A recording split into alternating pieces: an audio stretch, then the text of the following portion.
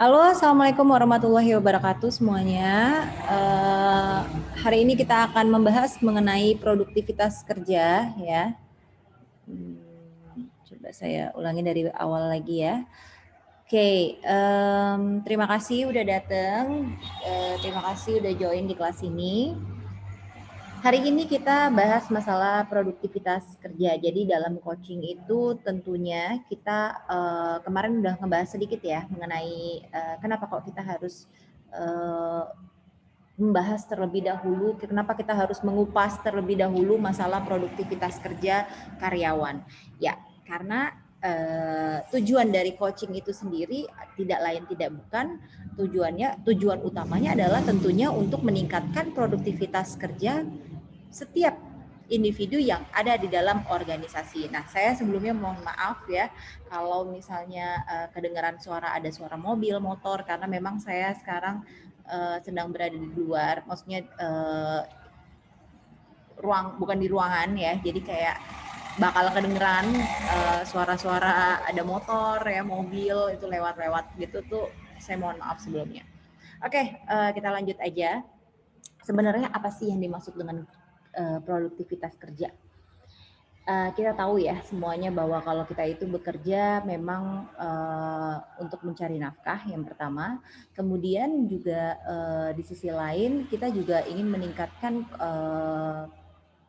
skill kita ya. Jadi makanya kita bekerja itu setiap hari tentunya kita ingin menambah skill-skill yang kita punya untuk apa? Untuk mencapai sesuatu yang lebih besar lagi ya. Nah, untuk mencapai sesuatu yang lebih besar atau mencapai karir yang lebih tinggi lagi tentunya kita harus berusaha sebaik mungkin, kita harus meningkatkan kualitas diri kita ya, bukan hanya kuantitas ya. Oke, bukan hanya mengemukkan badan tapi juga harus mengembangkan kualitas diri kita sendiri. Nah, itulah yang sebenarnya kita lakukan setiap harinya. Nah, untuk meningkatkan kualitas diri otomatis itu hubungannya ada pada produktivitas kerja setiap harinya, di setiap proyeknya, dan di setiap individunya ya. Jadi bisa diartikan produktivitas kerja itu merupakan nih, bisa dibaca sendiri ya, suatu sikap mental yang selalu mempunyai pandangan bahwa ya mutu kehidupan hari ini tuh harus lebih baik daripada hari kemarin, dan hari esok harus lebih baik daripada hari ini. Ini sebenarnya produktivitas kerja ini bisa ditanamkan untuk hal apapun ya, bahkan bukan hanya dalam pekerjaan, tetapi dalam kehidupan sehari-hari. Oke, jadi produktivitas kerja ini kurang lebih memang yang pokok intinya adalah hari ini harus lebih baik daripada kemarin, esok hari ya, besok itu harus lebih baik daripada hari ini. Jadi kita setiap hari harus meningkatkan kualitas diri kita, meningkatkan pengetahuan yang kita miliki, meningkatkan attitude kita tentunya ya, mengembangkan potensi-potensi yang kita punya. Nah, inilah yang dimaksud dengan produktivitas kerja. Nah, maka jika produktivitas kerja karyawan itu tinggi, maka output yang dihasilkan oleh organisasi itu otomatis semakin besar. Tapi jika produktivitas karyawannya rendah, maka target-target yang tadinya harusnya tercapai menjadi tidak tercapai. Jadi outputnya itu semakin rendah juga. Oke? Nah, sebenarnya produktivitas kerja itu datangnya dari mana? Pertama, ya, produktivitas kerja itu ini ya. Jadi sumber produktivitas kerja ini merupakan manusia ya. Manusia adalah sebagai tenaga kerja, baik secara individual maupun secara kelompok, yang sepenuhnya terarah pada upaya mencari cara yang memungkinkan bagi si individu ini sendiri meningkatkan produktivitasnya dalam bekerja. Oke, terutama ini berkenaan dengan peningkatan kualitas dalam melaksanakan pekerjaannya. Jadi ngomongin kualitas, produktivitas ini udah pokoknya intinya kualitas kerja. Kemudian sumbernya dari mana? Tadi udah tahu dari manusia. ya. Tapi dari manusia ini sendiri apa yang perlu dilihat untuk meningkatkan produktivitas kerja? Pertama adalah penggunaan pikiran. Ini kita bisa lihat di sini ya, ada penggunaan pikiran. Nah, ini dikatakan tinggi, produktivitas kerja itu dikatakan tinggi jika untuk memperoleh hasil yang maksimal ini digunakan cara kerja yang paling mudah. Dalam artian itu tidak memerlukan banyak pikiran yang rumit atau sulit. Kalau misalnya banyak mikirin ini, banyak mikirin itu, dalam artian kalau mau, let's say kita contohnya mau motong kayu, ya kita berpikir wah nanti begini. Jangan rumit-rumit, cari hal yang tersimpel, ya. Penggunaan pikiran yang paling simpel yang ada. Maka semakin simpel pemikiran kita terhadap penyelesaian suatu masalah, maka semakin besar atau semakin tinggi tingkat produktivitas kerja kita. Yang kedua, penggunaan tenaga jasmani dan fisik ya atau fisik ya. Nah, ini produktivitas kerja tinggi dikatakan apabila ya dalam mengerjakan sesuatu itu diperoleh hasil yang jumlahnya terbanyak dan mutunya terbaik. Dalam artian ya semakin kita mengerjakan menggunakan tenaga yang besar ya, otomatis produktivitas kita juga semakin meningkat. Penggunaan waktu. Oke, di sini ada penggunaan waktu. Nah, ini termasuk salah satu sumber produktivitas kerja juga. Ya, jadi produktivitas ini bisa dilihat dari segi waktu ya. Jadi misalnya cepat lambatnya kita mencapai suatu hasil dalam suatu pekerjaan, cepat lambatnya kita menyelesaikan sesuatu proyek gitu ya. Nah, itu efisiensi waktunya, maka semakin cepat produktivitas kerja kita semakin meningkat. Selanjutnya penggunaan ruangan. Nah, ini suatu pekerjaan itu dikatakan produktif bila menggunakan ruangan yang luasnya wajar. Misalnya, jadi nggak perlu mobilitas yang terlalu tinggi ya, penggunaan materialnya ya kan, penggunaan bahan dan uang ya, ini juga merupakan sumber-sumber produktivitas juga ya. Jadi semakin efektif penggunaan ruangannya, penggunaan materialnya semakin efektif, semakin dipersempit ya istilahnya, itu maka produktivitas kerjanya juga akan semakin meningkat. Oke, jadi ini ada hubungan antara produktivitas kerja dan keseharian karyawan itu tentunya memiliki hubungan gitu ya. Jadi mungkin kalau misalnya kalian skripsi gitu ya atau melakukan tesis itu banyak sekali yang meneliti produktivitas kerja hubungannya dengan apa gitu ya. Nah, ini sangat umum sekali karena produktivitas kerja ini banyak yang meneliti dan mudah untuk diteliti karena memang terlihat gitu, hasilnya jelas gitu, outputnya jelas. Oke, faktor-faktor yang mempengaruhi produktivitas kerja ini banyak. Jadi pelatihan yang pertama ini saya nggak banyak-banyak ambil faktor-faktor yang mempengaruhinya karena memang pelatihan yang pertama itu memang sangat-sangat dibutuhkan bagi setiap karyawan ya. Jadi kalau karyawan baru terutama atau nggak usah karyawan baru, karyawan lama juga mereka tuh butuh pelatihan secara annually, secara bertahap dan terus menerus ya dalam karirnya. Nah, ini dibutuhkan ketika dia ingin mencapai karir yang baru, maka dibutuhkan pelatihan untuk mendapatkan kompetensi yang baru juga ya. Oke, jadi ini otomatis semakin banyak pelatihan, semakin banyak seminar, semakin banyak diklat-diklat yang diikuti oleh karyawan, maka produktivitas kerjanya pun harapannya semakin meningkat ya. Kemudian mental dan kemampuan fisik karyawan ini juga dong ya. Ini udah pasti nih. Oke. Jadi kalau misalnya kalian ya banyak, ini ada hubungannya dengan yang mau saya omongin berikutnya, yaitu hubungan antara atasan dan bawahan mental ini ya. Jadi kadang-kadang mental bekerja ini hubungannya adalah komunikasi. Ya, komunikasi antar karyawan atau antar atasan dan bawahan. Ini juga akan sangat berpengaruh. Kalau misalnya atasannya tidak kooperatif atau bahkan bawahannya tidak kooperatif, maka produktivitas kerja yang kita lakukan juga semakin menurun gitu. Ya. Nah, ini ada beberapa golongan ya untuk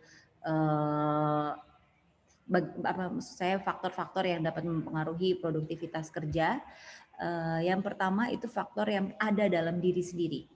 Kemudian ada faktor yang di luar dari diri sendiri, yaitu di luar dari individu. Kalau faktor yang ada dalam diri sendiri yaitu pasti umur, temperamen, keadaan fisik individu, dan motivasi dirinya itu seperti apa. Kalau misalnya di luar individu, ya itu kondisi fisik seperti suara, penerangan, waktu istirahat, ya.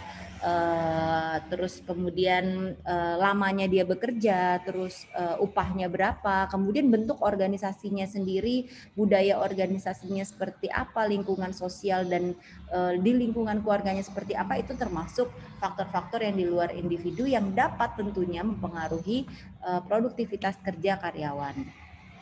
Oke, jadi dua golongan ini memang sangat-sangat krusial sekali, karena ketika kita nggak punya dorongan dari dalam individu, terutama motivasi bekerja tadi, otomatis yang lain-lainnya juga tidak akan terkoneksi ya. Yang di luar individu ini juga nggak akan terbantu gitu. Jadinya makanya kita harus menyeimbangkan antara diri sendiri ya, faktor-faktor yang di dalam individu itu harus ditingkatkan, maksudnya dibangun ya. Kalau misalnya faktor umur mungkin nggak bisa,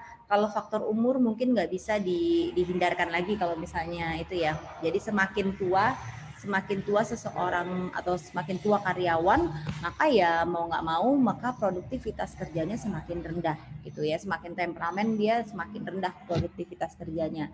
Semakin dia fisiknya lemah ya, mungkin semakin rendah produktivitas kerjanya. Oke.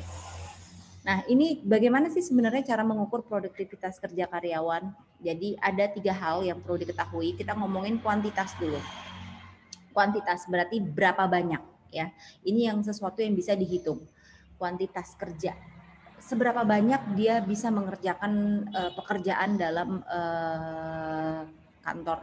di kantornya maksud saya. Dalam pekerjaannya, dalam sebuah proyek dia berapa banyak ya. Terus kemudian bagaimana dia mengerjakannya. Nah, itu ngomongnya kualitas. Apakah pekerjaannya tadi misalnya dia bisa mengerjakan sebanyak mungkin. Saya bisa mengerjakan satu hari satu project misalnya gitu ya, satu hari satu laporan. Kalau misalnya mahasiswa mungkin saya bisa ngerjain satu hari itu bisa 5-10 tugas gitu ya. Nah, tapi bagaimana dengan kualitas pekerjaan tersebut?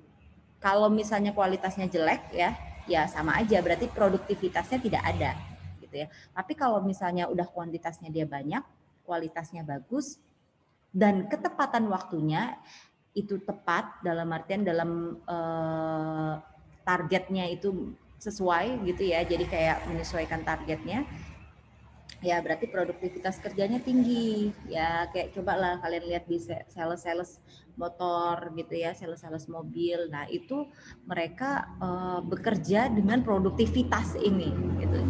Kalau misalnya sales motor itu gimana caranya dia meningkatkan sebanyak-banyaknya mungkin penjualan, gimana caranya dia menjual motor sebanyak-banyak mungkin dalam 1 bulan. Nah, kualitasnya gimana cara melihatnya? Kualitas pelayanannya. Dia berusaha untuk melayani para pembeli itu dengan sebaik-baiknya, ya kan? Sehingga nanti next untuk bulan depan dia bisa mencari klien yang baru. Dari bantuan siapa? Bantuan dari si klien lama ini misalnya. Oh ya, nanti saya rekomendasikan deh untuk teman saya gitu ya, nanti belinya di kamu aja gitu. Oke. Nah, kemudian ketepatan waktu, tadi dikasih waktu sebulan ya kan, untuk target 100 penjualan sepeda motor gitu kan. Kalau misalnya tidak bisa, maka produktivitas kerjanya pasti rendah ya.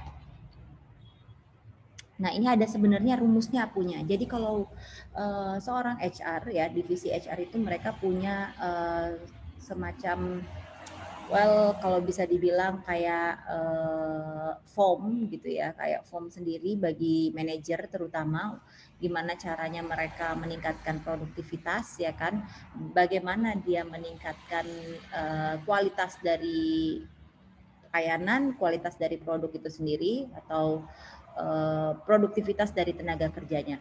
Nah, ini dia rumusannya. Produktivitas tenaga kerja itu sama dengan hasil yang sebenarnya dibagi total hasil kerja sebenarnya. Nah, kita nggak perlu hitungan-hitungan ini, cuman mungkin kalian cukup tahu aja sebenarnya kita punya rumusan seperti ini ya, karena nantinya setiap bulan HR itu punya tugas seperti ini gitu ya. Ngomongin masalah gimana nih produktivitas kerja karyawan nih, oke apa enggak? Kalau enggak oke ya harus ditingkatkan, apa yang perlu ditingkatkan gitu. Oke. Nah, sebenarnya tujuan diadakannya pengukuran produktivitas kerja itu apa? Gitu ya. Nah, ini adalah tujuan-tujuannya. Yang pertama, penambahan produksi dari waktu ke waktu. Tentunya kita pengen outputnya itu besar. Ya, yang kedua penambahan pendapatan, output lagi, ya. Penambahan kesempatan kerja dari waktu ke waktu. Nah, ini output bagi karyawan. Otomatis kita pengen karyawan itu terus berkembang dan meningkat karirnya. Yang keempat, jumlah hasil diri sendiri dengan orang lain. Nah, ini maksudnya kurang lebih kayak setiap individu tuh bagaimana sih outputnya masing-masing gitu. Ya, output itu pengeluarannya, apa yang dikeluarkan dia dalam artian kompetensinya ya. Dia bekerja itu kan output gitu ya, hasilnya gitu ya.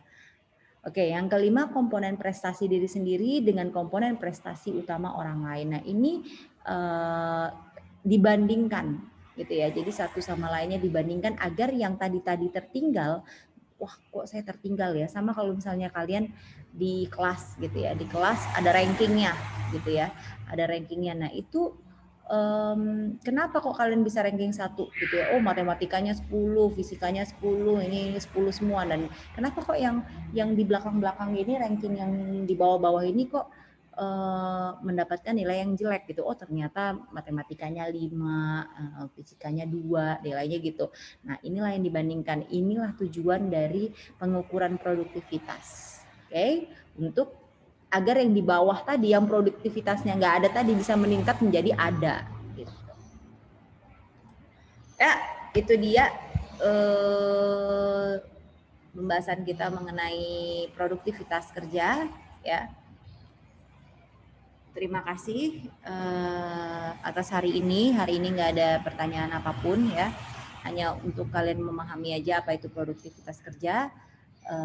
Next kita akan membahas masalah coaching. Jadi sebenarnya coaching itu apa? Kita akan bahas lebih lanjut. Oke? Ya.